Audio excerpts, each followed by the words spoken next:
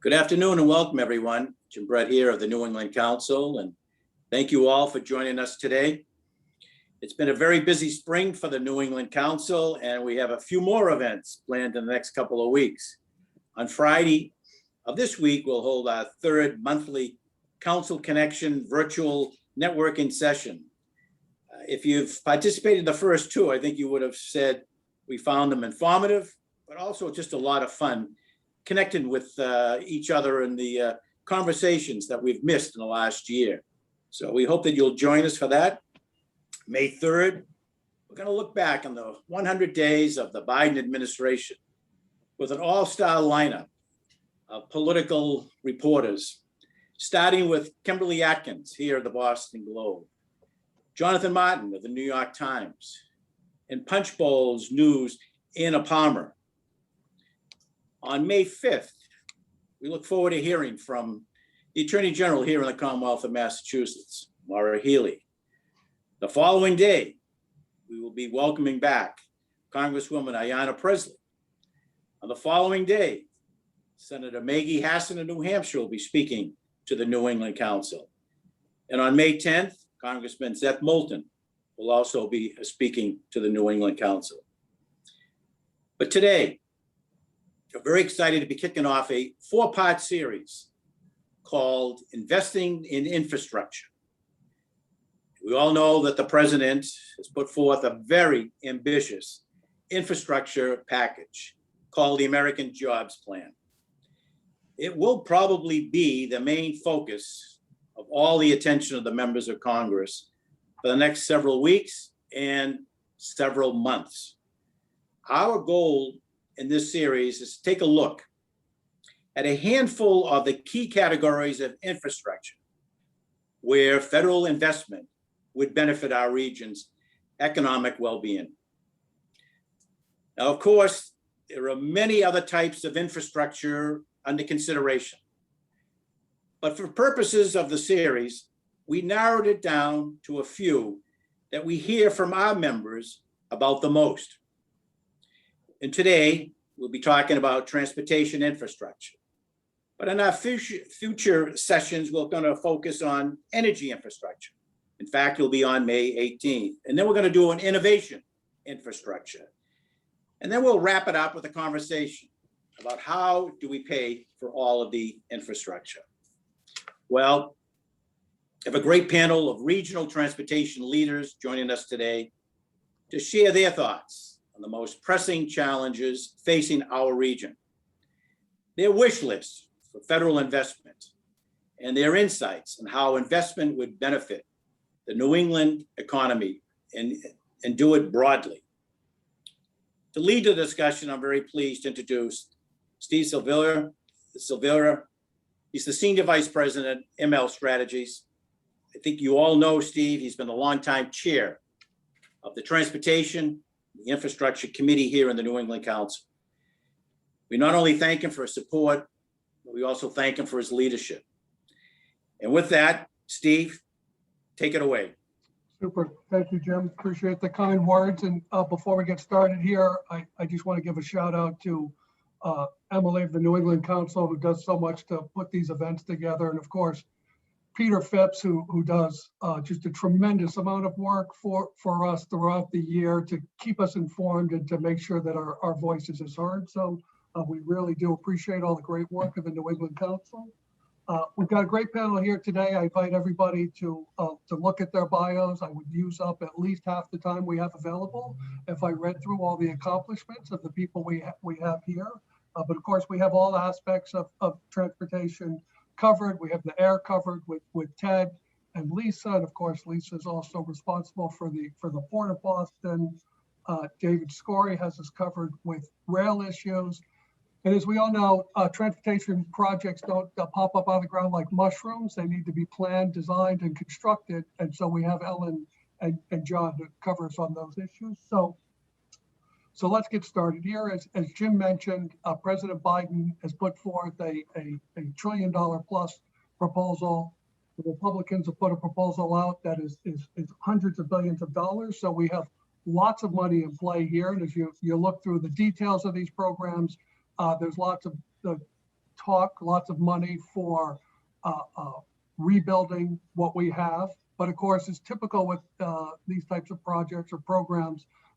Building the new stuff tends to get the headline. So I'd like to talk to some of the panelists to get your sense on what is the right balance between fixing what we have versus building new things. John Parbe, I know you've got a long track record on this area, so why don't I begin with you? Thanks, Steve. You're certainly right. Most of the attention goes to the new projects and the glamour and glitz, but we have such a backlog of work to be done on our existing infrastructure, roads, bridges, rail, public transportation. And I'll just focus on a couple of things, is just to kind of put things in perspective. In New England, we have thousands and thousands of bridges that, for the most part, are much older than 50 years old. And we have tens of thousands of lane miles in the state. According to federal statistics, federal highway statistics, New England has probably some of the worst bridges in the country. Rhode Island leads the pack. It depends on how you measure them, whether it be the number of structurally deficient bridges, the deck area, or the percentage of bridges that are structurally deficient in any state. Massachusetts, Rhode Island, Connecticut, New Hampshire, and Maine are all in the top 15 or 20. And as a matter of fact, Massachusetts, Maine, and Rhode Island are in the top 5. We just have real bad conditions. It's not that anybody has neglected them. The fact of the matter is we just haven't had the resources to invest in them. And we've basically seen an aging of those facilities that have really kind of gone in the wrong direction. And if you look at the asset management studies from each state, they're all heading in the wrong direction. Same thing could be said with the pavements throughout New England. Again, Massachusetts, Connecticut, and Rhode Island are among some of the worst. What we're seeing is some states start to cannibalize their interstate program and put more money into the non-interstate program, secondary roads. But while they're doing that, the condition of the interstates is forecasted to fall. And I think one of the other things that has to be said is that, like in Massachusetts, 90% of the daily trips are over roads and bridges in the state. Private vehicles or private trips, buses, bikes, and pedestrian. We bring in about 70% of our goods over roads, and they're just being neglected. We really have to invest a lot more. And at the same time, while we're investing in these things, we should be taking into account resiliency and also congestion. We have some of the worst congested infrastructure in the country. And a lot of these things can be fixed at relatively inexpensive ways, whether it be managed lanes, signals, on and off ramps, intersections, that type of thing, certainly could contribute to fixing that congestion and also improving our quality of life and the safety. So, great. Ellen, what's your perspective on this? Yeah, I think John is spot on his assessment. And it's really finding a balance of addressing our backlog and building new projects. And addressing the state of good repair and our current infrastructure needs is certainly a priority.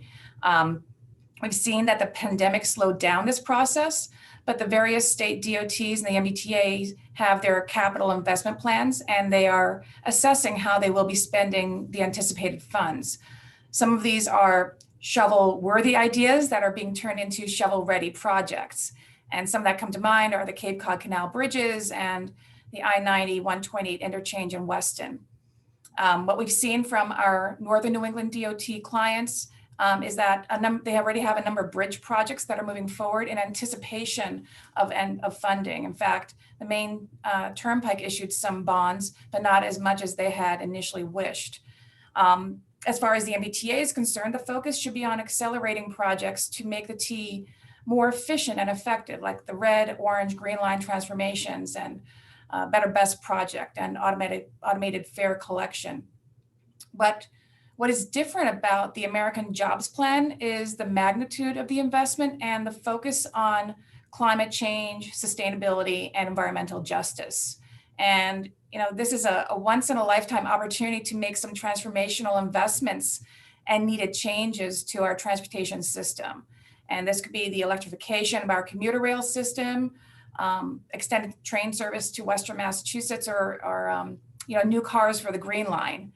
There are a lot of wish list projects out there, and it's a matter of prioritizing them and making sure that what we are spending our investments on is done wisely. It doesn't necessarily mean building more infrastructure, but rather building the right project for the right people, for the right cost, resulting in the right benefits. Great. David, do you want to give us your perspective from the rail world? I'd be delighted to. Thank you, Steve. I've got to say, I agree with both John and Ellen in their perspectives. State of good repair is fundamentally important, of course. But what I would, maybe add is we really need to think about what we're trying to do with these investments, whatever the investments are. What are we trying to create? And, I would say that what we're trying to create is a network of public transportation opportunities that are attractive to riders, that will help grow ridership, that will really support the post-COVID recovery, that will attract revenue in the future to help with this dilemma that we've got at the moment. And so I think investing in the existing networks has to be a priority, not just on state of good repair, but also relatively modest investments that can enhance the attractiveness of what we have today, enable more frequent service, and some of it doesn't require investment. It maybe needs a rethink of the way that we are utilizing the networks that we have. So some people may be aware that recently on the commuter rail network, April 5th, we introduced a very different schedule. It's been described as a regional rail type schedule. And it's quite different from what was there before, in that the previous schedule really served the pre-COVID traveling patterns, very, very peak focused. Thinking about the post-COVID world and what may be attractive to riders, a more frequent all-day service that isn't as intense in the peaks, we think is probably going to be more attractive, enable people to make journeys in a more flexible way, does away with the requirement to have a schedule because it's a frequent service, a regular service throughout the day. And those are the sorts of things we have to be developing, supported by targeted investments, I think, to enable more of that type of service to operate, to make the network more accessible to passengers, so high-level platforms, for example, and to think about how the rail network connects with the communities. So what else can we be doing to really enable the first and last miles of journeys at both ends, so that people feel that the network is there and enables them to make that door-to-door journey, because that's an inhibitor today. So those are the sorts of investments I think we really need to be focusing on, to enhance what we have today and then build out from there. So I'm not discarding or discounting, extensions to the network, new rail lines and so on, but there is so much more we can do with some really targeted investment in what we have today. Great, thank you. Lisa, it looks like you have your hand up. That's not purposeful? There's just a little hand in your screen. So, all right, so let's jump from the surface to the air and go to Ted and Lisa. So President Biden's plan calls for $25 billion in airport funding, including the AIP, the Airport Improvement Program. So there's lots of things included, specifics listed in his funding. So utilizing what I'll call the modified Goldilocks assessment, is this too little money, way too little money, or just the right amount of money? Lisa, why don't you start us off? Sure. So, before I dive into that one, I just want to thank the New England Council for hosting this today, because it is obviously a critical issue for us to be talking about. So, we certainly appreciate the 25 billion that is proposed for airport specific funding in the president's proposal, as well as the 44 billion that is referenced in the alternative proposal coming from Senate Republicans. Is 25 or 44 enough? It's a tough question. What I can say that when we look at airports across the country, there is over $115 billion backlog of projects. Those kinds of projects include maintenance of aging facilities and systems. So kind of some of the things that you guys were just talking about. It includes the modernization of our assets and expansion of capacity, as well as improvements connecting airports to transit. If we try to kind of put what does 115 billion mean in the context for us locally, for Massport, when the pandemic hit, we had to suspend about $1 billion of planned capital projects over the next few years. And 85% of that, about 850 million, were related to Boston Logan, Worcester Regional Airport, or Hanscom Field. So that kind of gives you a sense of, locally, we're talking about $850 million of projects we wanted to get done over the next few years. And that doesn't necessarily get into all of the investments we're going to need to make on the road to net zero or in future technologies. So we think it's a great start. Obviously, there needs to be other mechanisms to fund these important airport projects. And there are other mechanisms. This bill is not the only possibility. So one of the main sources of funding for airport projects is the passenger facility charge. That is a modest fee that is tacked on to airplane tickets. Frankly, it's been at the same level for over 20 years. It's currently $4.50. Congress has not raised the cap since before 9/11. And so we think there is a way to fund these critical projects if we were to gradually increase that PFC and put the money towards those purposes. Interesting. Ted, what's your perspective on this?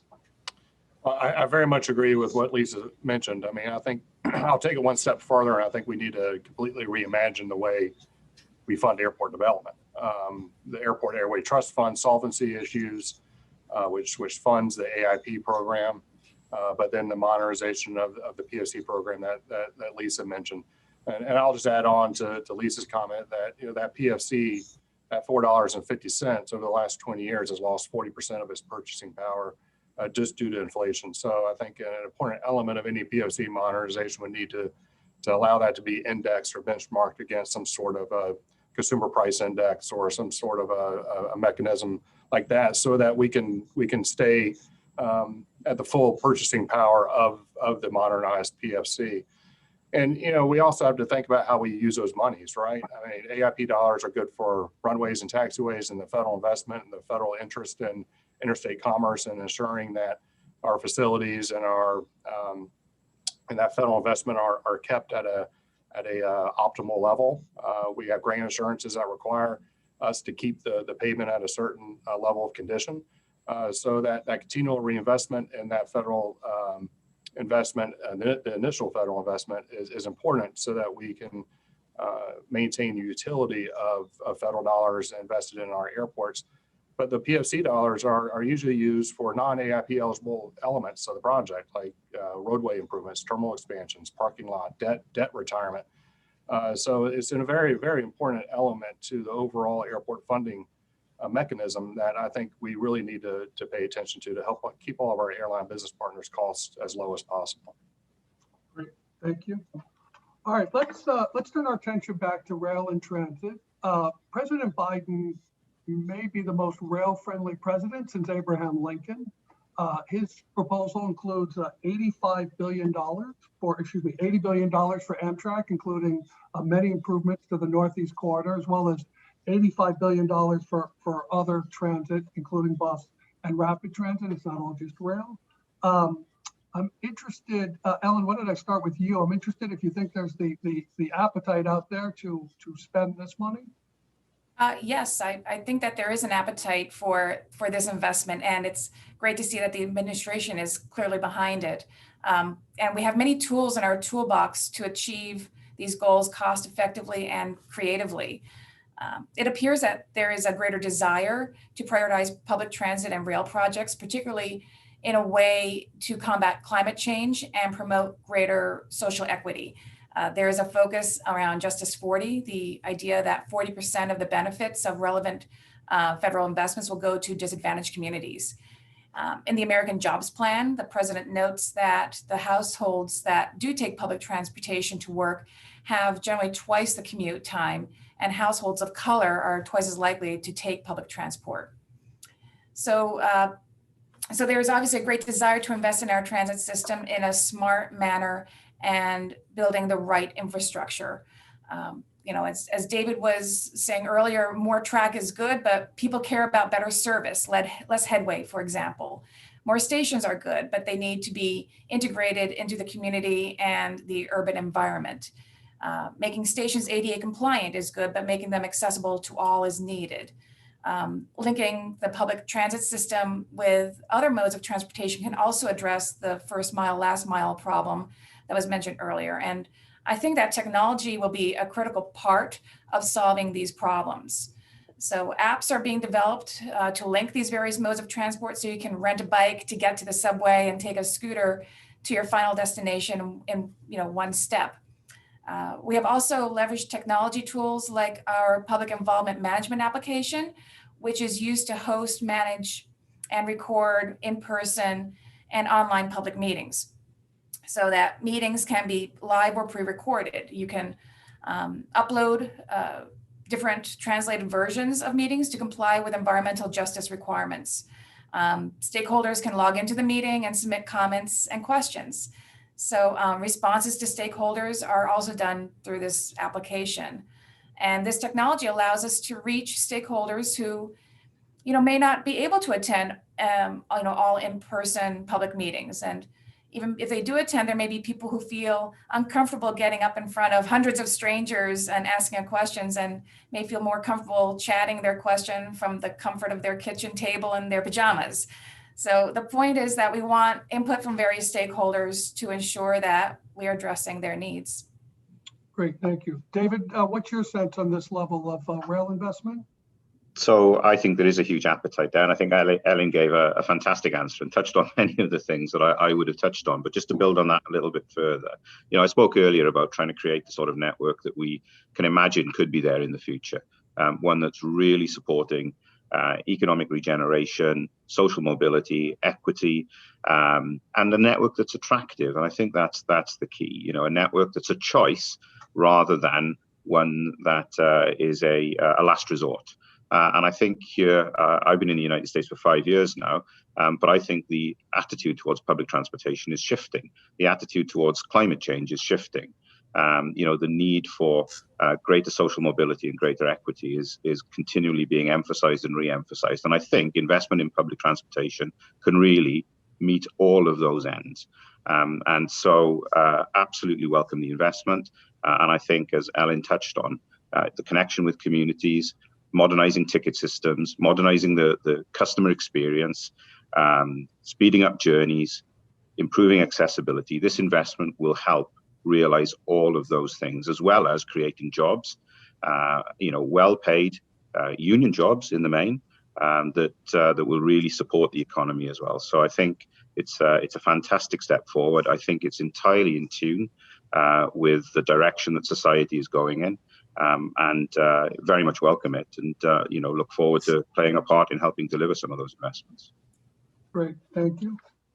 John, when you spoke, you mentioned resiliency, and I would have said pre-COVID that I think resiliency was the watchword for the 21st century. Sadly, it's been passed by recent events, but eventually I think we're going to get back to resiliency being the key phrase. How much of a challenge is it to retrofit what we have versus building what's new, and what steps do we need to take to make sure that whatever it is we're building or repairing or maintaining is ready for the 21st century? Well, Steve, I think a couple things is, one, we're not going to do it right away and retrofit every facility. I think it will be, there's a couple different issues that the state has to consider. The first one would be the coastal impact of climate change. And the other really is kind of like inland. creeks, rivers, brooks that have a huge impact when we get a decent storm. And I think what is really kind of the states are looking at is basically on a number of different levels, whether it be environmental and also the construction. But on the coast, you have to start to consider, what's happening in Boston, Sandwich, Newburyport, along the coast. With every time we get a northeaster, we see dumpsters floating down Seaport Street or Seaport or whatever. But there's a huge impact inland, and the state, I think, is doing a good job in that they're when they repair a bridge, they're retrofitting it for scour. They're putting riprap along banks of rivers and brooks, and that they're increasing the size of culverts when they have to be replaced. And they're also starting to give real serious consideration is, what happens when we get a coastal storm with the MBTA stations, with the tunnels and the roadway. So I don't think there's a one size fits all, but it's certainly something that I know the state is taking, or the whole area is taking very seriously, and in trying to manage it in a variety of ways. Ted, what is your thoughts on resiliency? What are you guys doing up the Manchester Airport? I think I would like to modify the question just slightly, because I think an important aspect of resiliency is our human systems as well. I mean, if we can take a look a little bit of a broader definition of infrastructure and look at our human systems, I think that's a very important aspect of our resiliency. We just went through the pandemic. Obviously, that was an incredibly stressful time for everybody.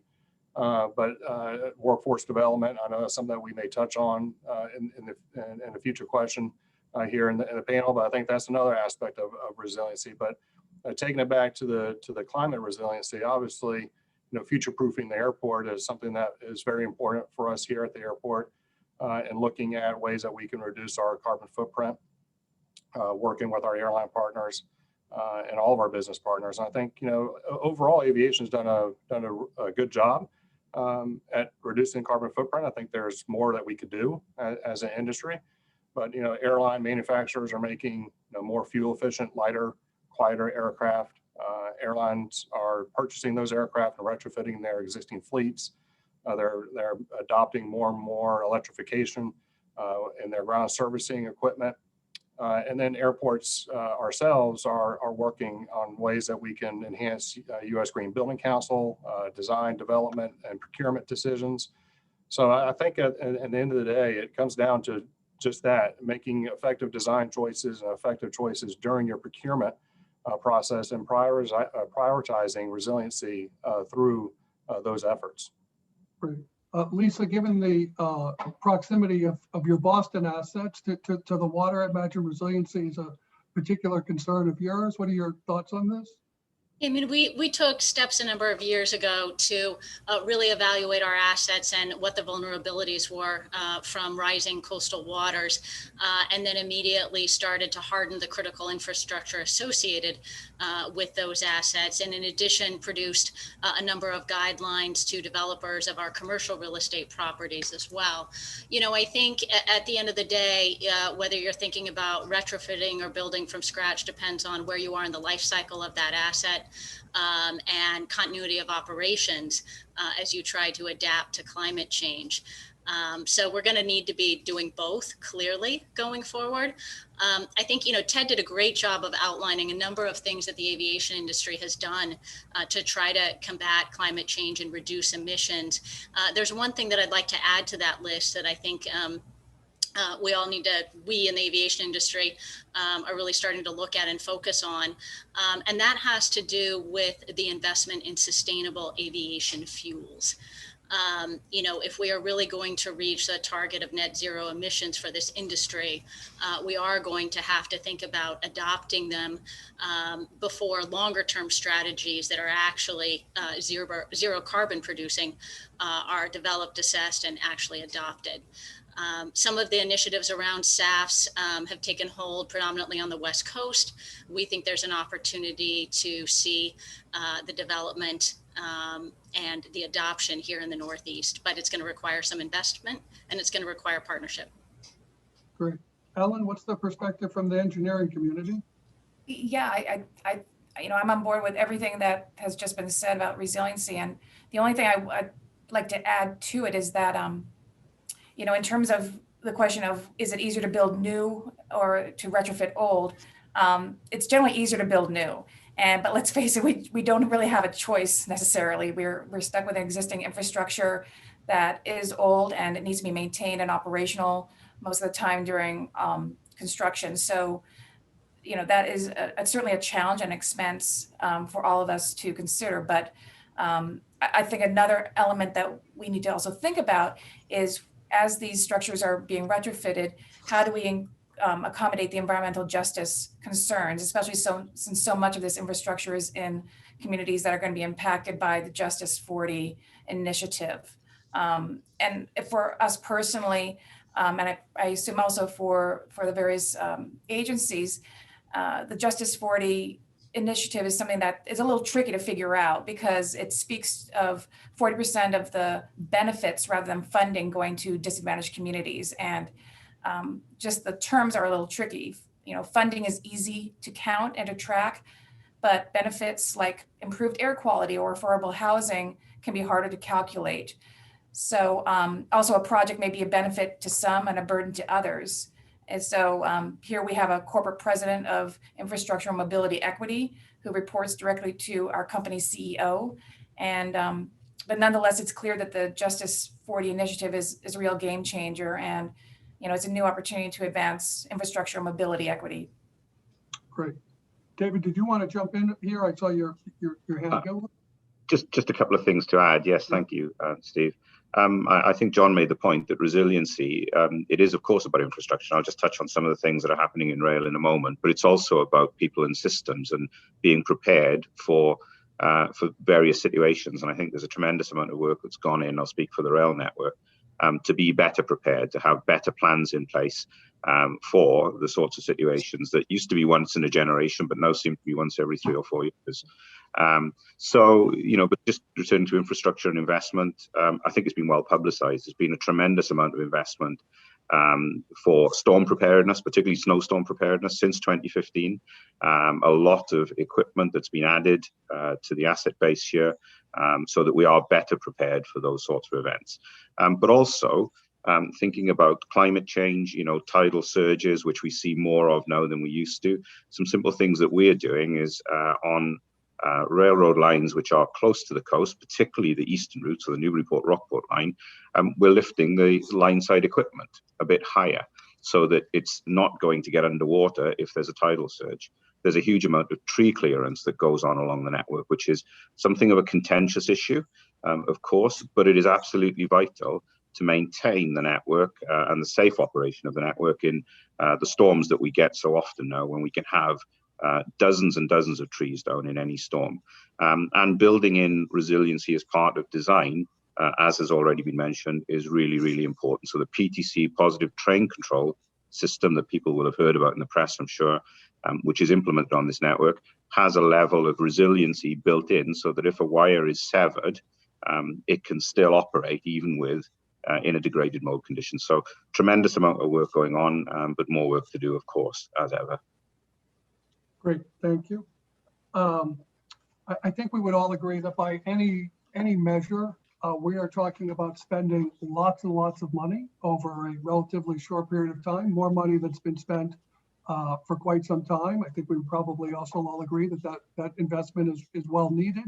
I guess I have a two-part question. So traditionally, people think of public infrastructure projects as being big government projects. And I guess the two parts of my question are, one, are our governments prepared to manage these larger outflows of money? And two, what is the role for the private sector in achieving our goals here. And Lisa, why don't I start with you? Sure. So I think, from our perspective, we certainly would say we are ready to manage the flow of funding that would come that would enable us to advance some projects. So no problem from our perspective on that front. I do think there is an opportunity to think about public-private partnerships and ways to do that with some of the federal funding that's coming. And let me just give you an example of two things that we're currently involved in. So in the Port of Boston, we regularly receive calls to handle bulk cargo and project cargo. And frankly, Conley Container Terminal can't do it because we're a container facility and it's quite busy. So we have to turn away that business, and that business goes elsewhere outside of New England. And I think we'd all agree on this call, we'd like to retain that business in New England. So we've got an asset called the North Jetty. It is the last deep water berth here in Boston Harbor, and it requires tens of millions of dollars of investment to restore it to productive use. So we found a private sector partner, Eastern Salt, to help us develop a multi-purpose cargo facility that is going to be able to handle some of those requests that we get. And will also, frankly, be an important asset going forward, potentially for the burgeoning wind industry. What we're hoping is that perhaps we can accelerate that project and complete that project faster with some additional federal funding. So that's one way to think about, we've got a business need, we can't afford to do it, we're not sure whether federal funds will flow. Here's a private sector investor who's willing to help advance it. Another way we can think about using some of the funds that will flow is to incent activity from some of our private sector partners. So for example, Ted mentioned the electrification of assets at airports. So we've been doing that with the electrification of ground service equipment at Logan Airport, whereby we contribute some funds. We've been successful in getting some federal funding through Vail grants to be able to install electric chargers on the air side for these assets. And then the airlines are putting in their own money to convert that equipment to all electric. So what we're hoping is through some of the funding mechanisms here, we'll see some of that money continue to flow and advance these public-private partnerships that are emerging. Great, thank you. John Parva, you want to give us your sense on public-private partnerships and the ability of the states to execute on this mission? Well, I think it's definitely something that's worked well, although we're seeing a lot in Europe of some of these deals kind of go south and not being used. Certainly the state, if it comes down to financing a project, can do it a lot more economically than a private partner can. And the thing with public partners is, private partners rather, is once they put the money up, they like to get their money back with some sort of return. So there's different ways of putting those together. But I think the one thing that Lisa touched on, and I really think is important, is that if there is an inflow of money, that we're prepared to spend it. And that can be done in a number of different ways. But one of the big things that I see lacking, at least in Massachusetts, is a number of projects that are designed, ready to go on the shelf when the funding becomes available. Second is there are different ways of procuring some of these projects. And you can do some alternative procurement. You can also bundle some projects to take that require less resources on the state. But if you're going to look at alternative procurement, I think we've seen loud and clear that it's incumbent upon the public agencies to make sure that they're adequately staffed. They have the experienced people to administer and oversee these projects, and that it's not something that they're kind of learning on the job. And when it comes down to the inflow of money, I certainly think the industry and the agencies are will be well prepared to do it. A lot of the same questions came up when the Central Artery was being talked about, or even the cleanup of Boston Harbor. geez, there wasn't enough, contractors or workers or designers to do the job. And certainly that wasn't the case. So I think when the money becomes available or something eventually gets passed, there will be a ramp up time, but we'll be prepared to adjust and get the job done. Great. David, you get up every day and manage a public-private partnership. So what are your thoughts on this? Yes, thank you. I've got to say, not to be contentious, I don't agree with John necessarily in that the public bodies can deliver projects cheaper or more effectively than private contractors could. But of course, you'd expect me to say that. But I believe it to be true. I think what a private contractor can bring is innovation, expertise, real focus on the outcomes that are trying to be achieved and finding the best solutions to deliver those outcomes. And I think, there's examples of where we're doing that here in Boston, but we're doing it across the globe. So I think, really understanding what the public body is trying to achieve, rather than focusing on the dollars that we're going to spend, what is the outcome that we're looking to deliver? What's the most effective way of delivering that to achieve that outcome and deliver best value? I think that the private contracting world can bring that. And if you have a good specification and you put it out to RFP and you get the best brains in the business to work on it, from across the globe, then I think you can deliver real value to the public body. Great. Thank you. David, I didn't mean to infer that I agree exactly what you said. I was more referring to the financing of some of these projects. Understood, John. Understood. Ted, what's your perspective on this? I agree with, everything that's been said so far. I mean, I think there's a prime opportunity in aviation for, a public-private partnership or 3P. You're seeing some of that happen at LaGuardia with redevelopment at LGA. You're seeing that at LAX with LAWA's efforts in modernizing LA. But I think we have to be careful in some regard that, kind of piggybacking on something that John said with private investment, it becomes some sort of expectation of preferential or exclusive use. And I think that runs afoul of a very important underlying fundamental tenet of the national airspace system, which is that we're public transportation providers, and their great assurances again that enforce the non-exclusive access to aviation facilities. So I think we have to find that balance as an industry and ensure that we're always doing the things the right way and not just looking for the most expedient way. Sure. And Ellen, you two get up every day in the private sector, looking to interface with the public sector. What's your take on this? Yeah, I agree that there is, as a private sector consultant, there's a huge component in terms of job creation. And, and I think that consultants are integral to the design and construction of all these projects. And, it is our job. It's the reason for getting up in the morning to support our public sector clients. And, and perhaps one of the single greatest benefits that design firms and contractors bring to our clients is just more innovation of having another look at how to design and build these projects. And this could include the alternative delivery methods that were mentioned, or alternative technical concepts, and even the use of various technologies that I'd mentioned previously.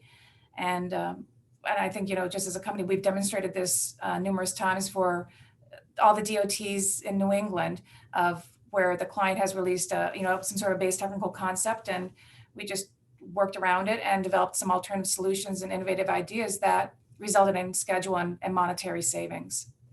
Great, thank you. So while we can't talk about every aspect of infrastructure, I didn't want to leave the day without spending at least a few minutes on ports. So Lisa, I'm wondering, as I understand it, only 5 of the top 50 ports in the world are in the U.S. And I'm not even sure where the Port of Boston falls on that scale. Are we destined to just keep falling behind, or are there investments we can make to help bring more sea shipping to New England?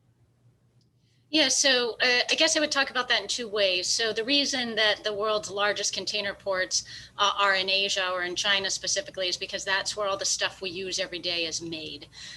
So the issue around kind of developing a U.S. export market, so to speak, is not really about port capacity or shipping capacity. Let me try to bring that to life a little bit. Pre-pandemic here in the Port of Boston, for every 2 imports that came in, there was only 1 export. In ports like New York, New Jersey, LA, Long Beach, it's a 3-to-1 ratio. So those containers are going back to China empty.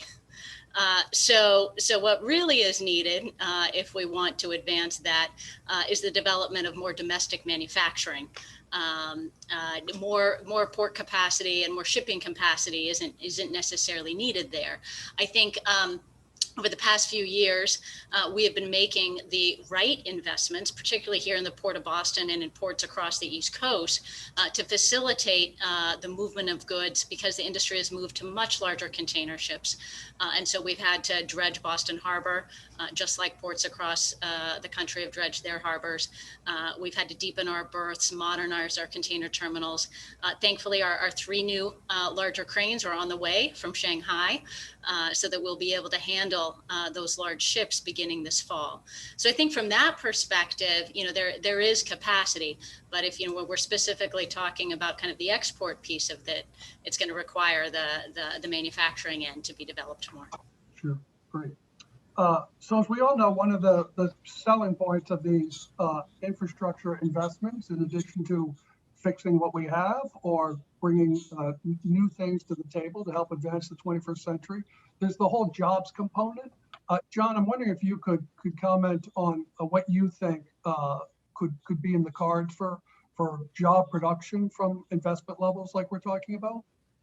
It could have a huge impact on all of New England. Currently, right now in Massachusetts, if you take into consideration the workforce, the laborers, designers, equipment, all the supplemental industries, we employ about 70,000 people in Massachusetts alone. And it's just a matter of multiplication as to what this could do. And also the new technologies that would also bring in. So it's the multiplier effect is incredible and would really help the economic vitality of the region. Great, thanks. Ellen, do you share that view? Absolutely. Absolutely. There's tremendous potential for long-term job creation. That's public sector, private sector, planning, design, construction, and also all the operations and maintenance associated with these projects. So we need to hire, and we also need to make sure that we retain and grow the people with whom we already work. And we need to make sure that we hire a diverse workforce that represents the constituents we serve. So with all of these projects that we have discussed, we also need to ensure that we have champions for these projects. You can have the funding and political will, but you also need the personnel who will drive these projects forward and make sure that they are properly executed. And with the expected influx of investment, we will need to expand our workforce in a very tight market. Do we have the people in the pipeline to advance this now, or is there a gap there? I think we're always working to hire the right people.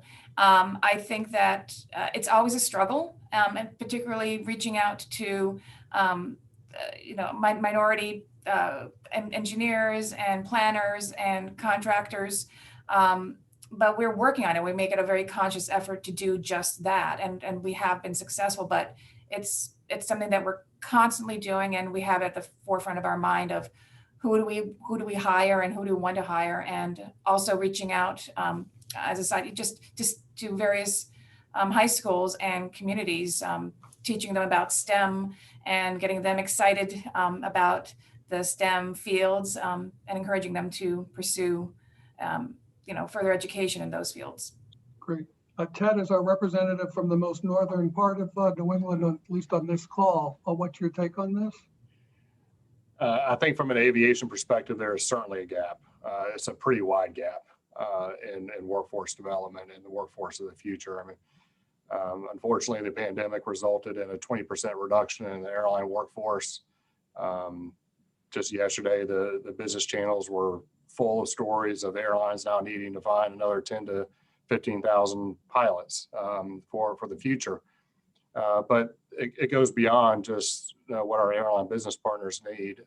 There's a critical shortage of skilled trade employees that are working on electrical aspects of our airfield, keeping our runway lights, those type of things. I mean, we have enough right now, but there's a gap coming down the pipe to where we need electricians and plumbers and heavy contractors, heavy equipment operators, and those type of skills that in aviation, it certainly is a big gap. And I think historically, aviation has done a pretty poor job of explaining itself.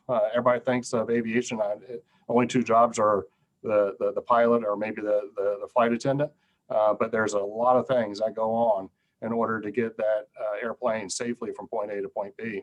And who's going to be the future of airport management? I think that's a big question right now. And within our associations is the future workforce for airport management in general. So I think there's a tremendous gap. Lisa, do you see that same things in your realm?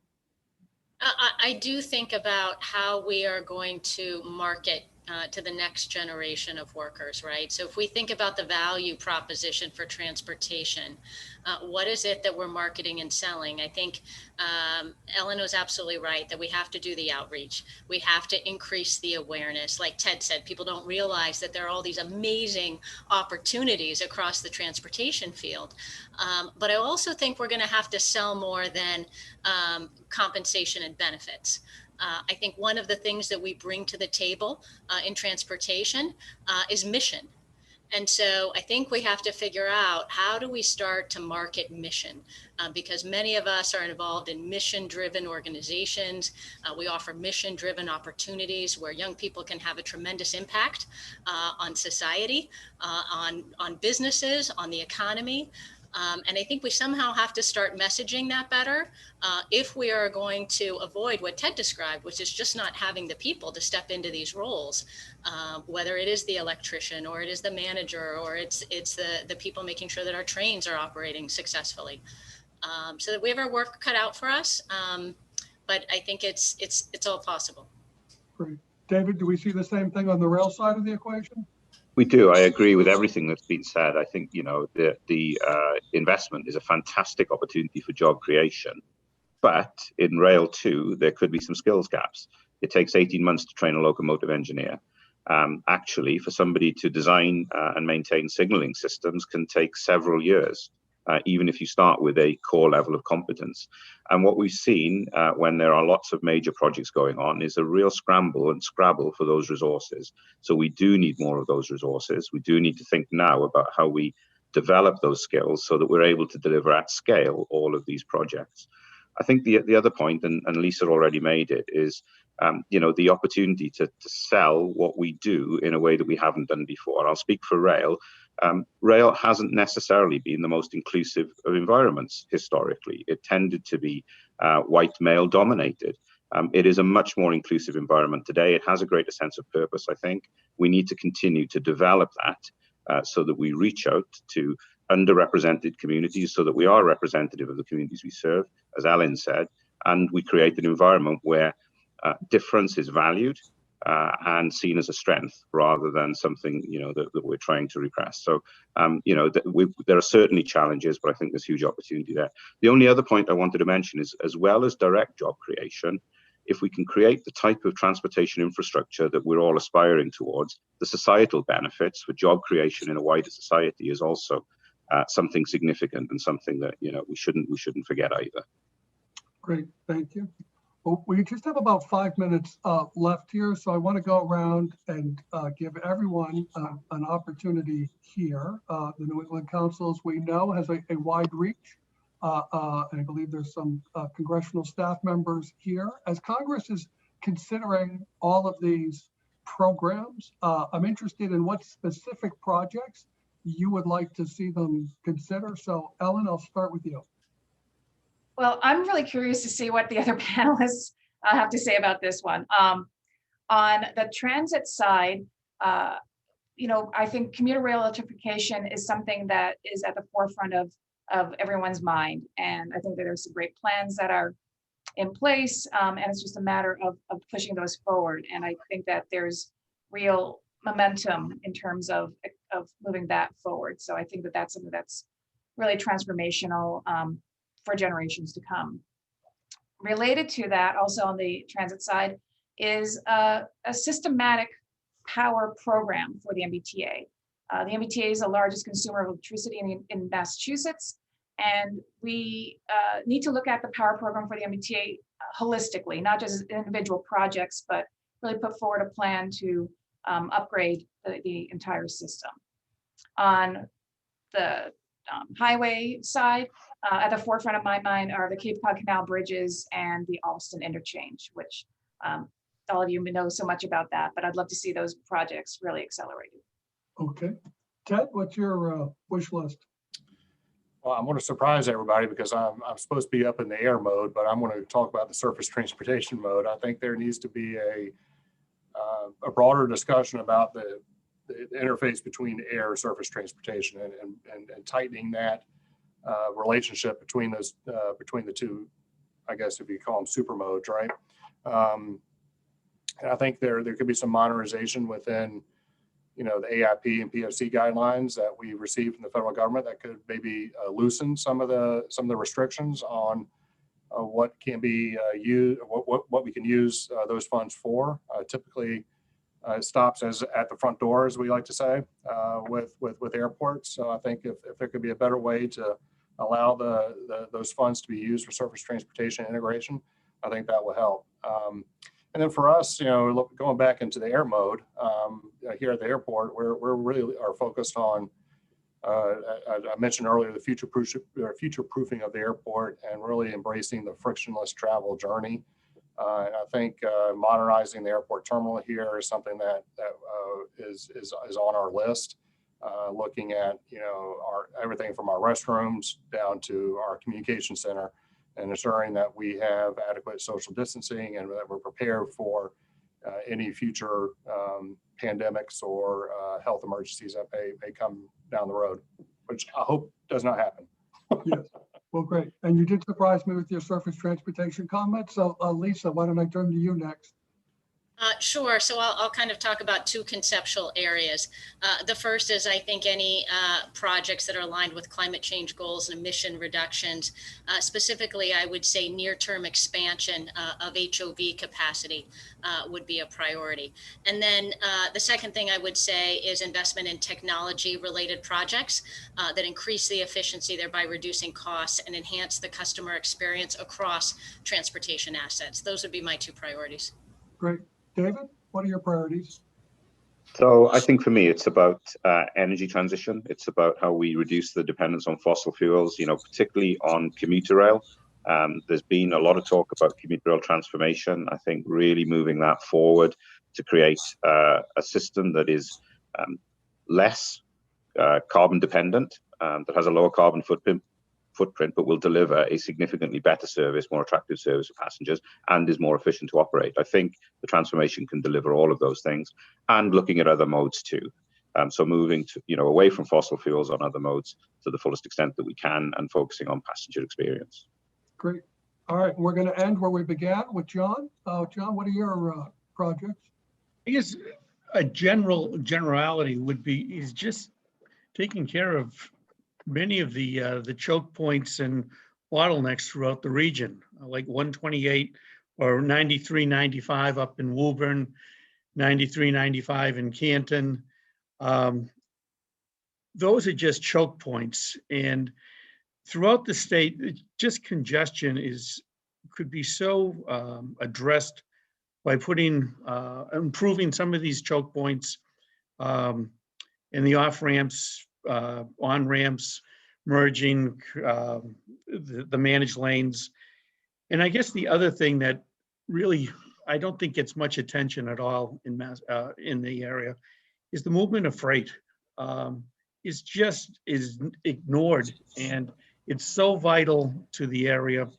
and also has such an impact on the way we kind of move back and forth throughout the roads and in our quality of life. So I'll leave it those generalities. Great, thank you. Well, I want to thank each of you for participating. As always, I learned a great deal. I'm sure all the members of the audience did as well. We thank the New England Council for putting this series together. And I hope everyone will join on May 18th, which I believe is the next session of this series. So thank you and have a good day. Thank you. Thank Thank you. you.